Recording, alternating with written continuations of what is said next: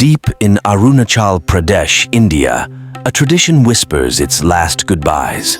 Nose plugging among Apatani women. Once perhaps a shield against kidnappings, less than 500 women now wear these facial adornments, each one a fading echo of the past. Meeting an Apatani elder, a rice farmer steeped in tradition, unveils the enduring beauty of the nose plugs. Though banned, the tradition persists. Warm hospitality reigns as shared meals forge connections. Arunachal Pradesh offers a glimpse into a disappearing way of life. As the world changes rapidly, these Apatani grandmothers serve as a poignant reminder that beauty can be found in the rich tapestry of cultural traditions.